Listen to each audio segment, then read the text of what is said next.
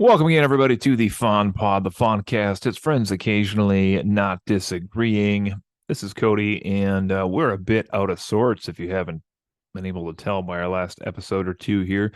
I've been doing these mini episodes this summer on the James Bond movies, the 60th anniversary watch along. I was also recently, until about 28 hours ago, on a road trip for over 3 weeks. So, thank you huge to Brett and his wife Miranda for picking up last week's episode for us because I had no time to do that while I was traveling state to state, city to city. Now, if you're a longtime listener of the show, we have only ever traditionally done our main numbered entries with multiple hosts. Typically, that would again be several of them, the primary hosts on the show here, even though myself and Justin have done some mini episodes. We call them the point fives or the 0.3 and 0.7 if we have multiple in the week, like we do this week for, rather recently for the James Bond films. But we haven't ever had a solo episode be one of the main numbered entries. And due to circumstances again here, I'm going to have to break that tradition here with episode 76. Just purely because, again, we didn't have time to get stuff together for that this week. So I managed to squeeze in a Bond film today, and I'm recording this here on Sunday. This is going to drop tomorrow morning on Monday. And so I just want to say thanks for sticking with us all. And if you are a listener, thank you for checking us out. If you have a friend you think might enjoy the show, certainly tell them about us as well.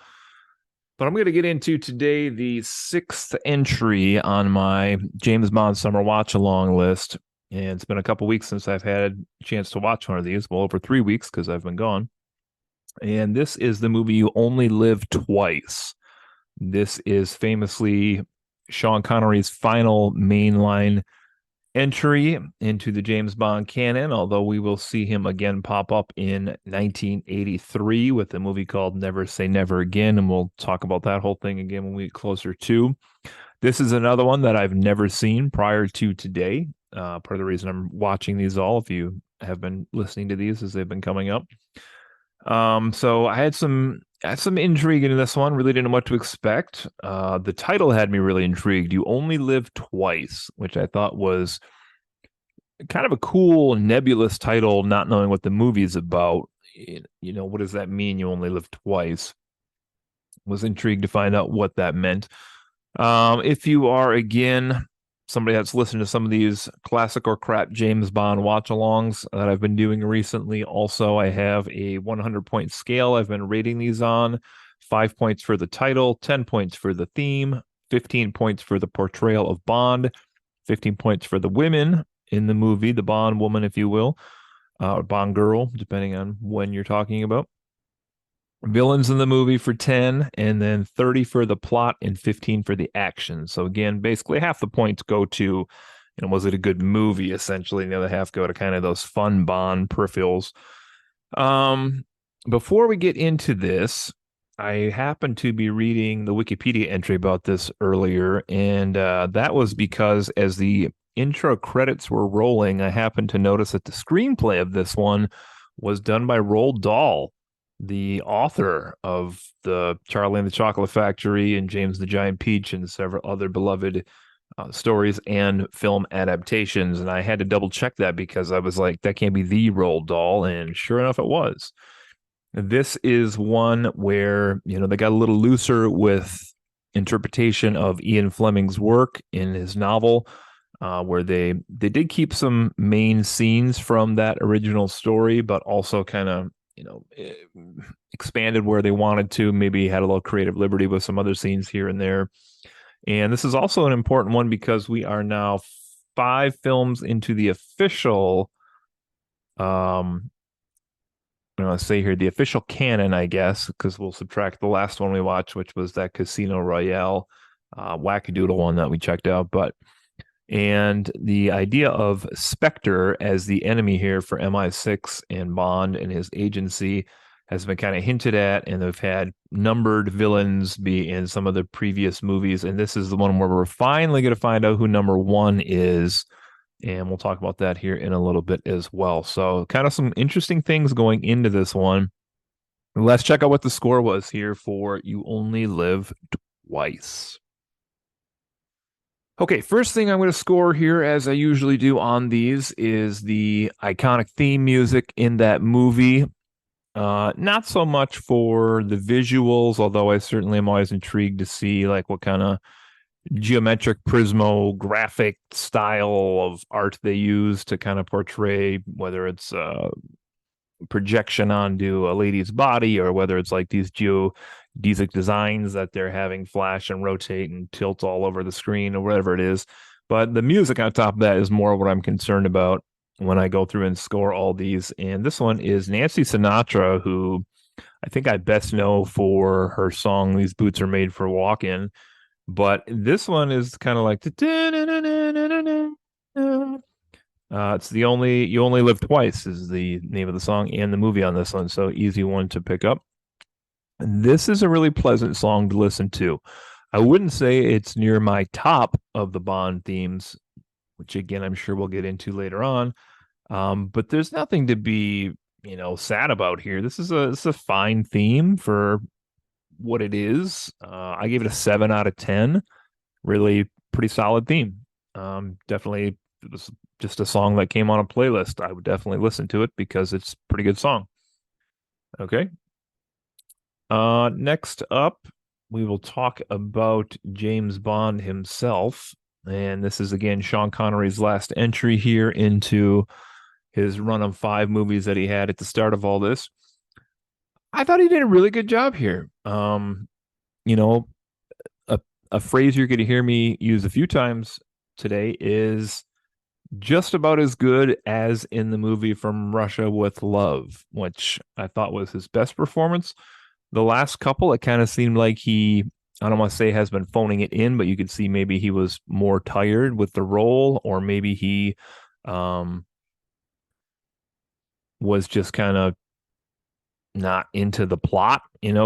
Sometimes you can only act as good as the script is for the movie, and that could be a case for a few of these more recent ones.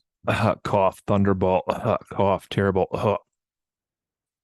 But he did a really good job here. So I said 13 out of 15. He was stand up, take action. His fight scenes we'll talk about a little bit later were pretty good. His action sequences, the set scenes were pretty good that he had. That was set scenes, by the way. Get your mind out of the gutter.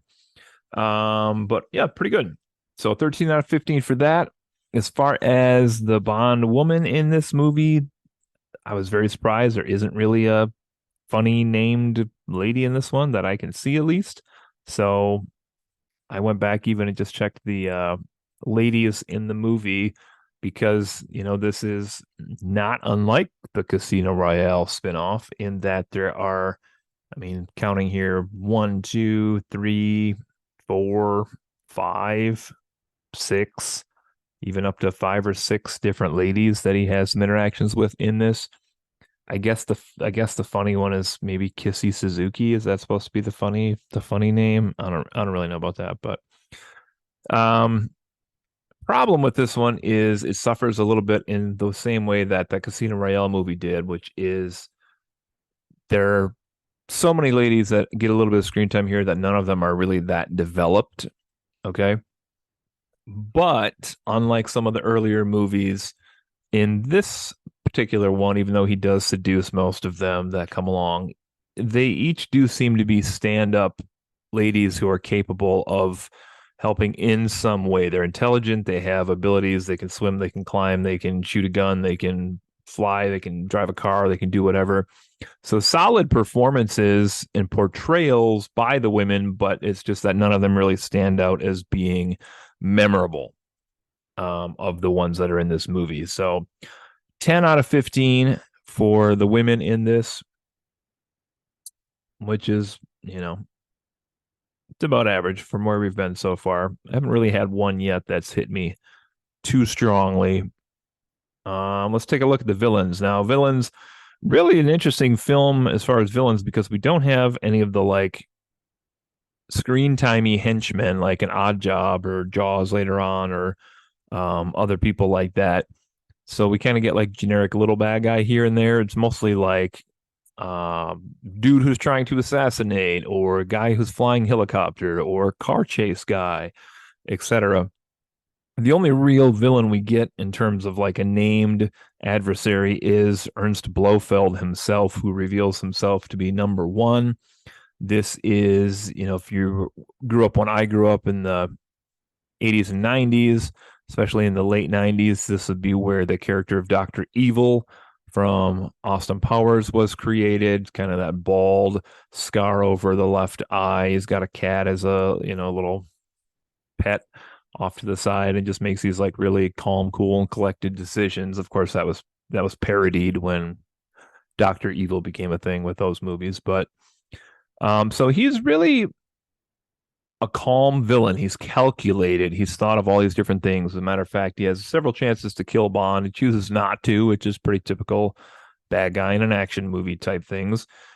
But he does it in such a way that like he's confident he's already two steps ahead of Bond, who really is very reactive in these movies. He maybe necessarily by the plot of them has to instantly jump into action, or like something happens in the situation that changes what he was planning to do. Um, but I don't know that we get a lot of him. It's an hour and 5 minutes, I think I clocked into the movie before we finally see the face of Blofeld. We saw his hand a few times, his cat a few times before that. But again, I wasn't even positive, on my box set that I have had for a long time. His picture is near this movie. So I figured he was in the movie, but with it being so far into the film that he finally reveals his face, I was starting to question whether or not that was even going to happen in this one, which really would have been a shame, because if he didn't pop up in this one, then he would have had to have come out in the next film, which doesn't have Sean Connery. And it just felt like, Blofeld should be the one, or rather should reveal himself with Sean Connery as James Bond, just because that's how it all started. So that's where we're at with this one. So I'm going to give Blofeld a 7 out of 10. Pretty cool villain, but not developed hugely. His machinations are talked about more. We'll get into that with the plot next. But he is a villain. He's okay. It was kind of I don't want to say let down after the first four movies before this, but kind of expected him to be a little more bravado, perhaps, or a little more in your face for Bond, or mocking him or something. But we didn't really get any of that. He's really kind of this downplayed character, which is interesting. Just don't piss him off around Halloween time. Oh, because later he was the Doctor from Halloween, if you didn't know that. But okay, on to plot and action. Here we go. We have the plot first in this.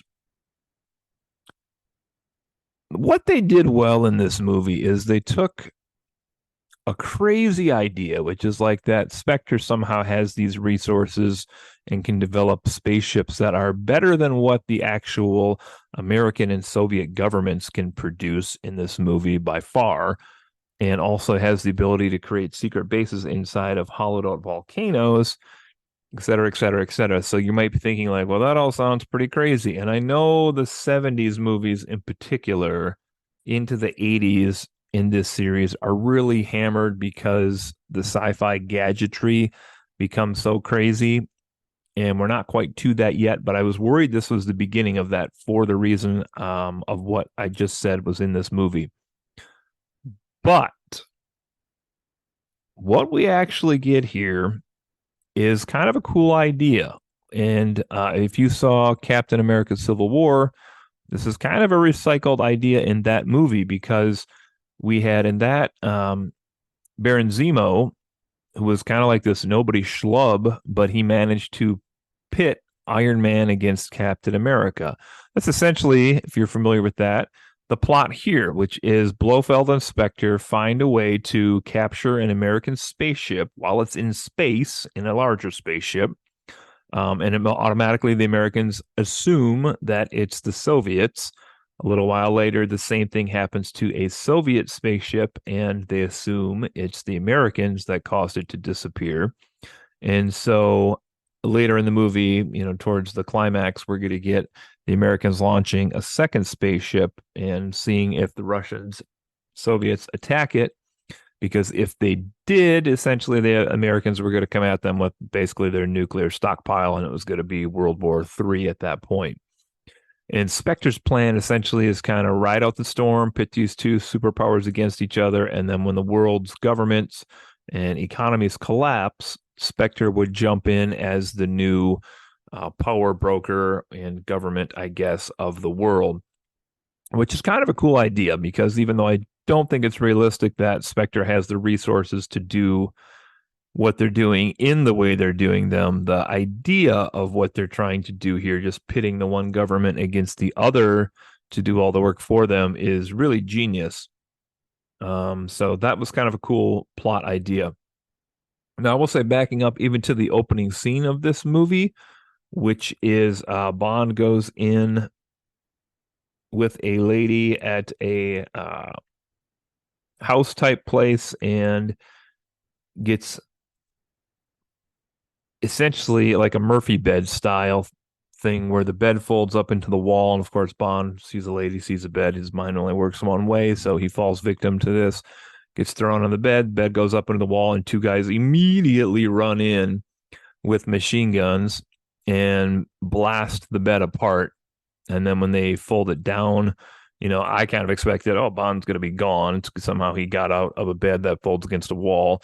But no, they fold the bed out, and Bond is dead, blood everywhere. And so before we even get the opening credits, Bond is killed, hence where we're going to get part of that title from, You Only Live Twice. So he's dead. This turns out to be an elaborate ruse by the British government to basically have the rest of the criminals in the world to believe that Bond is gone, particularly Spectre, I guess. And then they do a burial at sea, very elaborate. People are spying on this as it's happening to check if Bond's really dead. They launch him into the ocean, and that's it. Bad guys report Bond is dead. They proceed with life as normal, now knowing that Bond is gone. Meanwhile, a couple scuba divers pick up Bond in the bottom of the ocean. They take him back into essentially a submarine and they cut him open. He has like a mask on. He wakes up and he's fine. So this is an elaborate ruse to get Bond out of the public eye so that everyone assumes he's gone. Now, keep that in mind because while this is a really fun plot at times and a really well thought out plot at times, there are other things about this that make very little sense, such as, he's anonymous for all of like 15 minutes in the movie and then immediately is like following up on leads and researching things, and people are identifying him. And he does go undercover as somebody else. He poses as a Mr. Fisher, I believe, for a while, who is also attempted to be killed by a corporation in Japan. And should mention also, this movie does do something else that most of these other movies haven't done so far. I think one or two may have, but they basically have a singular plot in this, which is Japan. There's no traveling by train or country to country or following up on these different, leads in different countries, different places. It's basically in Japan, which is where Spectre is at. And it kind of worked better for me because, I may have mentioned some of these earlier reviews on here as well that sometimes these movies and other movies too, not just the Bond movies, even modern movies, have a tendency to like need to fit in like 5 or 6 different settings to make the plot work. And to me, it's just me as a viewer, like I don't need all that. Like keep it more grounded in one area with stakes that matter in that particular playing field that you have your characters in, because once you start to move around just because you got to fit all these exotic locales, and I start to care less about each one. Number one. Number two kind of tells me, like, did you, as the writer or screenplay of this movie, did you need all those things in there, or were you, I don't know. It just feels like they added in, which I'm never a fan of. Like, keep the plot tight, and usually that will benefit you better. Like, if you can tell a good story in, a single room or a single scary house for a horror movie, that's going to work stronger probably than somebody hiding in like 4 movies in one movie. Like, it just lowers the quality of each of those.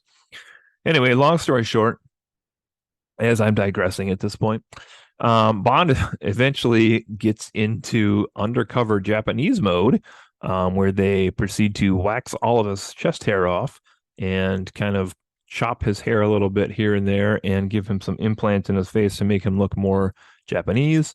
And he goes undercover with a lady who poses as his wife, who is very business only. She does not want to be romanced by Bond. Of course, that doesn't last long because situations, but she does hold out for a while, which is more than you can say for most women with Bond. And once they are undercover, part of this plan is that, in his training to become Japanese, he has to learn all the ways of the Japanese ninja warriors. And he's at this camp of a guy named Tiger is his nickname. And he has to study for 3 days and then have the marriage ceremony at the end of this Japanese lady. And so he's like learning the different things about Japanese culture. And then immediately what they do is boat into a cave, jump out of the cave because there's gases in there, in which they find out like a minor character had been killed by these gases because they're trying to find the location of these rockets that keep coming down. And they find out there's a volcano that's hollowed out and there's water over top of the base. So you can't see it until the big gate opens and then you can take stuff in and out of the volcano. But my point being, he spends a good chunk of this movie, maybe 15, 20 minutes, becoming Japanese and learning all of the ways of the ninja and hearing all these things about culture and things. And I was reading that in the novelization, I shouldn't say novelization because the novel came first on this, but in Ian Fleming's You Only Live Twice, there was like 3 or 4 pages explicitly, apparently, on Japanese culture and heritage. And so to honor that, I think that might be why they made this scene so long in the movie. Which I should say as well, this is not one of the longer ones. This was like a buck 45, I would say. Um, didn't have like the triple fake out endings like some of the other ones did as well. But anyway, point being, there's some really cool plot machinations they have here, and then there's also some really bad plot design as well. In that like they make this seem like it's going to be this really important thing, and then no, they end up just jumping in the volcano and fighting people anyway. And Bond is now in an astronaut costume, and doesn't matter that he was dressed up like a Japanese guy to begin with. Very, very little. So I gave this one a 23 out of 30 on the plot. I did think it was pretty strong in that they had that central idea of how to start World War III, which was actually fairly logical. So that was pretty cool. But like I said, there were just some other parts that kind of fell by the wayside or really were emphasized and they didn't need to be at all. Action in this movie, pretty good actually. I actually ranked action a 13 out of 15, which ties the highest movie so far, which is also From Russia with Love. Really had some good gun shootouts in this one. You had grenades being tossed. You had a really cool mini helicopter that they use, James Bond uses, and he has to take out 4 full-size helicopters that are pursuing him. That's all pretty well done. There's some pretty good hand-to-hand combat here. There's some really fun, although they never show it, but there's some really fun piranha in a big tank and Blofeld's volcano base, essentially, where a couple people get tossed into the piranha and they get eaten up right away by the piranha. Although they never show a single fish, of course. It's just like person's in water, person frantically flaps their arms in water, person screams in water, person goes under the water, and person is presumably dead and completely devoured by piranha. But yeah, so pretty cool action in this one. And then even the parts in space, they didn't look fantastic, but they looked pretty good. Again, just have a hard time believing that they have giant spaceships swallowing rockets that Spectre's making, doing all this.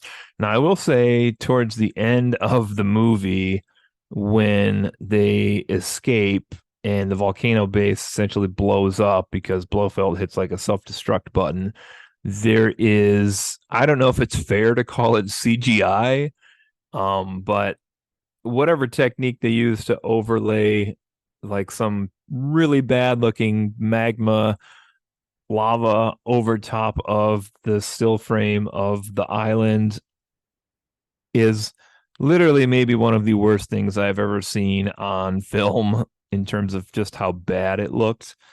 So, some things look good in this, some things definitely do not look good in this. So, but anyway, pretty good variety here. 13 out of 15 for the action.